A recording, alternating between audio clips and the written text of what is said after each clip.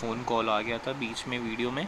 तो z की value क्या होगी? देखो z हमें याद होगा, z is equals to R square plus XL minus XC का होल स्क्वायर लिखते थे हम लोग, या तो एक्सी माइनस एक्सएल लिखते थे, या तो सीधा x लिख देते थे, वो भी वही होता है एक्सएल माइनस एक्सी का होल स्क्वायर के बराबर।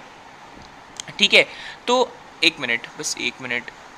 ठीक है, तो यहाँ पे क्या होता है कि हमने कंडीशन जो अज्यूम की वो ये अज्यूम की थी आरएलसी सर्किट होना चाहिए at least one capacitance, one resistance, one inductance, और उसमें कैपेसिटेंस की वैल्यू इंडक्टेंस के बराबर होनी चाहिए। ठीक है, तो अगर ये मेरे पास सीन है, इंडक्टेंस के बराबर कैपेसिटेंस की वैल्यू होनी चाहिए, तो अगर ये दोनों बराबर हो गए तो ये तो ज़ीरो हो गया ना, तो बचा क्या मेरे पास आर स्क्वायर प्लस ज़ीरो, तो आर स्क्वायर अल्टीमेटली बचा, और आर स्क्वायर पे से रूट हटाओगे तो क्या हो जाएगा, ये आर हो जाएगा, z is equals to R हो गया मेरे पास।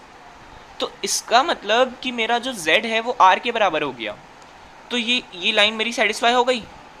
ठीक है, अब देखो z अगर मेरा r के बराबर हो गया तो the power factor in the circuit is equals to cos Y, और कॉस वाई का फॉर्मूला क्या पढ़े हम लोग, R upon Z, resistance upon impedance. तो रेजिस्टेंस क्या है मेरा, मान लेते हैं कुछ भी होगा रेजिस्टेंस मेरा, लेकिन मेरा जेड अल्टीमेटली आर के बराबर ही तो है, तो इसको आर लिख दिया हमने, और आर आज कैंसिल हुआ तो बचा वन, तो इसका मतलब कॉस वाई क्या हो गया, वन। तो वन होता है तो क्या होता है, एकता, यूनिटी। तो इन सॉरी अगर किसी का नाम है तो I am so sorry for that, in this circuit the power factor in resonance circuit, आप लिखना in resonance circuit the power factor is unity। ठीक है, in the resonance circuit the power factor comes out to be unity। ठीक है, अब हम लोग चलेंगे किधर, इसके इक्वेशंस पे। तो पहले तो आप लोग एक डायग्राम ना बना लेना, प्लीज़ डायग्राम बना लेना। आप लोग कैसे डायग्राम बनाओगे ये आप खुद बताओ, क्योंकि मैं लास्ट में बताऊंगा, आप खुद बनाओ, मैं लास्ट में बनाऊंगा, तो आप लोग अपना उसमें मिला लेना, कैसे वैसे आप बना लोगे, मुझे इतना पता है। देखिए, तो z क्या होता है, रूट ओवर, यही इक्वेशन उतार दो, R square plus XL minus XC का whole square, z is equals to, ये सब पूरा आप लिखना, मैं डायरेक्ट लिख रहा हूँ, z is equals to R आ गया मेरा। ठीक है, z is equals to R आ गया।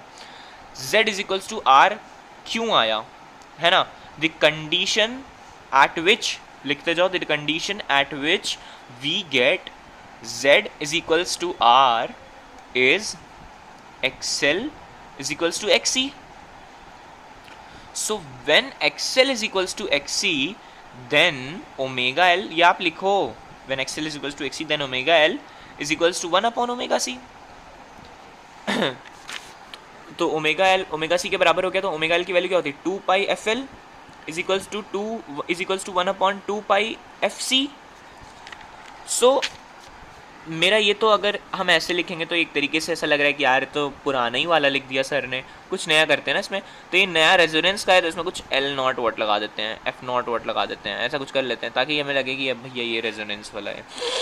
तो अगर हम एफ को इधर भेज दें, क्योंकि हमें क्या निकालना रहता है, रेजोनेंस फ्रीक्वेंसी निकालना रहता है, तो f को इधर भेज दें। देखो ये सब मैथमेटिकल है, ईजी सा।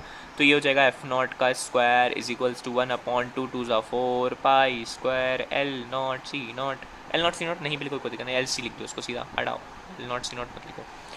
तो एफ नॉट का square is equals to 1 upon 4 pi square L C, और F naught is equals to 1 upon 2 pi और रूट ओवर एल सी। ये तो समझ में आ ही रहा होगा, ये नहीं समझाना पड़ेगा। तो मतलब मेरी resonant frequency is equals to 1 upon 2 pi root over L C. ये है मेरी रेजोनेंट फ्रीक्वेंसी। जो रेजोनेंस के टाइम पे हमें फ्रीक्वेंसी मिलेगी वो ये है। तो रेजोनेंस की कुछ प्रॉपर्टीज़ एग्जाम में पूछा जाता है, ठीक है, प्रॉपर्टीज़, ठीक है। तो प्रॉपर्टीज अगर पूछा जाएगा तो पहले आप क्या लिखेंगे, रिएक्टेंस इज जीरो, मतलब x is equals to zero. ये मुझे समझाना नहीं पड़ेगा क्योंकि आप यहाँ देख ही रहे हो रिएक्टेंस किसको बोलते हैं, एक्सएल माइनस एक्सी को या एक्सी माइनस एक्सएल को। तो ये मेरा जीरो आ रहा है, तो रिएक्टेंस इज जीरो। सेकेंड चीज z is equals to R, ये भी हमने पढ़ा, यहाँ लिखा भी हमने z is equals to R. तीसरी चीज cos phi इज यूनिटी 1, ये आप लिखना cos phi is unity which means cos phi is equals to 1, मैं बस लिख दे रहा हूँ जल्दी जल्दी में। और कुछ ऐसी चीज़ें हैं जो इसमें हमें दिख रही हैं, कुछ भी ऐसी चीज़ मैं बताता हूँ क्या। जब आपने क्वेश्चन सॉल्व किया होगा कौन सा इसका न्यूमेरिकल, तो आपने देखा होगा कि जो मेरा r होता है हमेशा उससे ज़्यादा मेरा z आता है, ठीक है। ये एकदम देखी हुई बात है कि z हमेशा r से ज़्यादा आता है। नहीं देखी हुई बात है तो आप यहाँ पे देख लो, ये मेरा z है, z किसके बराबर है, root over R square plus XL minus XC का होल स्क्वायर। मतलब अगर यहाँ पे कुछ वैल्यू इनकी होती है, रेजोनेंस कंडीशन में अगर नहीं होते तो ये r में कुछ वैल्यू ऐड होती तो ये r से ज़्यादा z आता मेरा, मतलब मेरा इम्पिडेंस बढ़ जाता। और मेरा फॉर्मूला क्या होता है करंट का, करंट का जो मेरा फॉर्मूला होता है वो होता है I is equals to V by Z.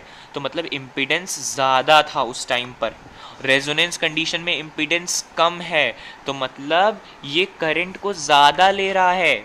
समझ रहे हो, एकदम ध्यान से सुनो। R Z के बराबर हो गया। नॉर्मल RLC सर्किट्स में R की वैल्यू कम होती है Z से, Z ज़्यादा होता है तो करंट मेरा कम मिलता है। पर इस कंडीशन में R मेरा Z के बराबर हो गया है तो Z कम हो गया, और Z कम हुआ तो मतलब करंट ज़्यादा ले रहा है मतलब एक्सेप्टर है। सर्किट किस टाइप का हो गया, एक्सेप्टर टाइप का हो गया है ना, सर्किट हो गया एक्सेप्टर टाइप का। तो ये 4 प्रॉपर्टीज़ आप अपने वर्ड्स में बना करके लिख लेना, बहुत यूज़फुल चीज़ है ये, ठीक है। तो thank you so much for watching. ये टॉपिक ठीक ठाक है, डिसेंट सा है, पूछा भी जाता है। मैं जितने टॉपिक्स कराता हूँ जितने भी सब AKTU आर्ट्स रहते हैं, कुछ भी एक्स्ट्रा नहीं जाता हूँ मैं। पिछला न्यूमेरिकल भी AKTU का पूछा हुआ था, तो सारे AKTU के क्वेश्चंस मैं कराता हूँ। और ये हेल्पफुल आपके 12th में भी थोड़े बहुत हेल्पफुल हैं, ये 12th की भी थोड़ी स्टडी में काम आएंगे। तो thank you so much for watching.